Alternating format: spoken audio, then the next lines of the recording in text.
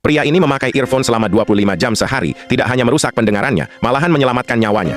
Meskipun earphone berhasil mencegah serangga masuk ke telinga, serangga itu justru masuk ke dalam lubang hidung remaja itu. Untungnya dia bersin dan berhasil melontarkan serangga itu keluar. Hendra yang sadar langsung ketakutan setengah mati melihat serangga itu.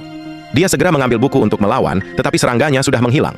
Saat dia mencari serangga itu, tiba-tiba serangga itu melompat dari belakangnya, langsung masuk melalui telapak tangannya. Melihat serangga merayap ke lengan dan masuk ke otaknya, Hendra segera menggunakan kabel earphone untuk mengikat lengannya. Namun, serangga itu masih berusaha merayap ke atas. Ketika dia hampir menyerah, tak disangka orang tuanya tiba-tiba masuk ke kamar. Memaksa serangga itu, akhirnya hanya bisa bersarang di dalam lengan. Meskipun dia menjelaskan pada orang tuanya bahwa ada serangga yang masuk ke lengannya, ayahnya mengira dia terlalu banyak berhalusinasi. Hendra heran melihat telapak tangannya yang tampak normal. Terpaksa dia menganggap semua ini sebagai mimpi buruk. Hal aneh, tangan kanannya mulai bergerak sendiri menyentuh balon, yang berakibat dia mendapat tamparan dari seorang gadis. Bahkan saat mengantuk di kelas, tangannya diam-diam belajar anatomi manusia di bawah meja. Bahkan dalam perjalanan pulang, dia bisa menghentikan mobil yang melaju kencang hanya dengan tangannya. Walaupun dia berhasil menyelamatkan gadis kecil itu, ini membuatnya sadar ada yang tidak beres. Dia pulang ke rumah, mengambil golok untuk memotong tangan terkutuk itu. Namun, tepat ketika dia bertekad untuk menikamnya, tak disangka telapak tangannya justru terbelah menjadi monster, bahkan tumbuh mata dan mulut.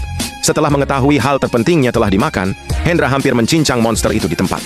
Karena dia belum sepenuhnya beradaptasi dengan tubuh Hendra, dia pun pingsan. Untuk bisa menyelidiki asal-usul parasit, Hendra mulai mencari informasi di internet. Namun, setelah berusaha, hasilnya tetap nihil. Terpaksa dia beristirahat dulu.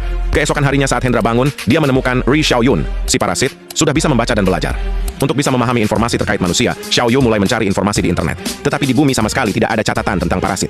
Hendra awalnya berniat pergi ke rumah sakit untuk memotong Xiaoyu, tetapi tidak bisa menggunakan ya lagi. Terpaksa dia setuju untuk sementara membiarkan Xiaoyu tinggal di tubuhnya. Saat dia dalam perjalanan ke sekolah, tiba-tiba Xiaoyu menghentikannya karena merasakan